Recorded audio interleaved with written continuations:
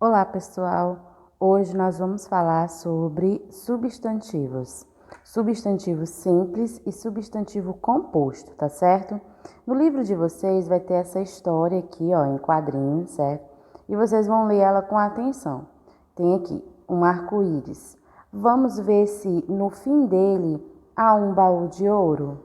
Aí, no final, ela achou, né, o baú e tinha um recadinho dentro. E tinha assim, ó, dinheiro transferido para o banco, assinado Duende. Então, aqui, gente, ele vai falar sobre essas palavras que estão em destaque. A palavra arco-íris e a palavra banco. Vamos ver.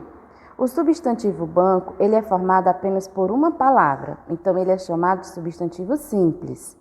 Já a palavra, o nome arco-íris, ele é formado por duas palavras, ó, arco-íris. E ele é separado por esse tracinho aqui que a gente chama de hífen, tá certo? Então, por ser duas palavras, ele é um substantivo composto, certo? Então, uma palavra só, substantivo simples. Duas palavras, substantivo composto. Por exemplo, guarda-chuva, guarda-roupa, porta-retrato. Todos esses são substantivos compostos. Vamos ver aqui mais alguma coisa que tem no livro. Olha só. Os substantivos compostos, eles podem ser formados com duas ou mais palavras ou com ou sem hífen, que é esse tracinho aqui. Ele pode ter hífen ou não, certo? Vamos ver algumas palavras com hífen. Que beija-flor, guarda-chuva, criado mudo, bem-te-vi, bem-estar, João de Barro. Esses aqui são uma coisa só, é um objeto só. Por exemplo, aqui do beija-flor, é um animal, mas ele tem duas palavras, beija-flor. Então, ele tem hífen, ó, todas essas palavras. Mas também existem as palavras compostas, substantivo composto, que não tem hífen, como girassol, passatempo, fim de semana, sobrenome. Então, esses aqui, eles são compostos, mas eles não têm hífen. As palavras são escritas praticamente juntas, certo?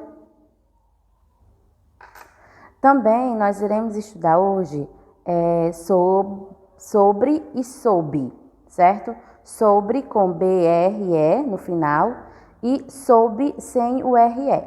Então, você vai observar o gatinho aqui na mesa, né? Virou a vasilhazinha do leite e está escrito: o gato derramou o leite sobre a mesa.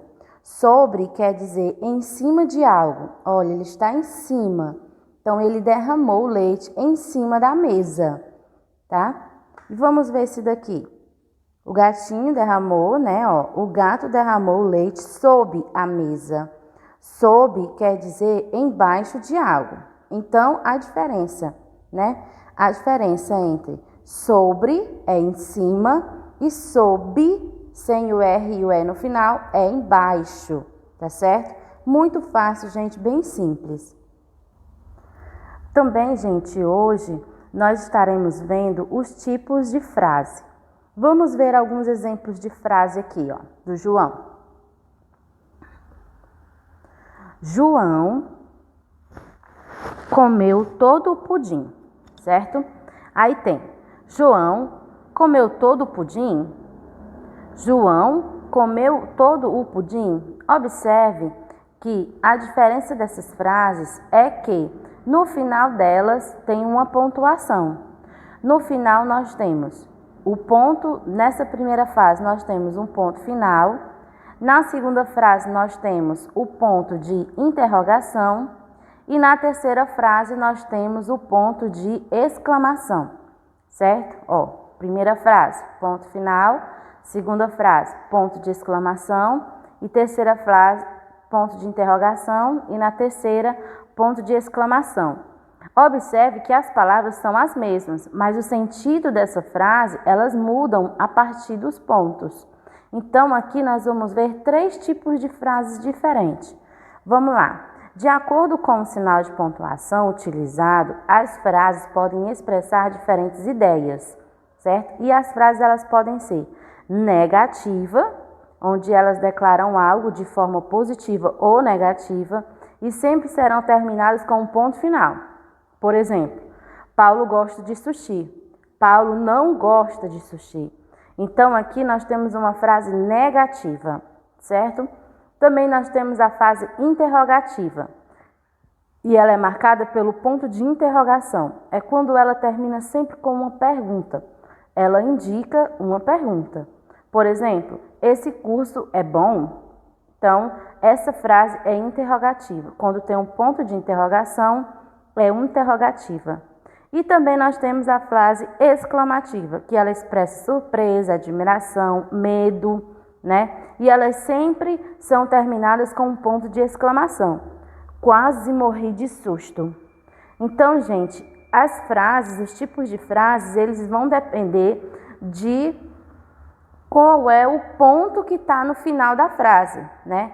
Se for um ponto de ponto final, ela pode ser negativa ou afirmativa. Se for um ponto de interrogação, ela pode ser interrogativa.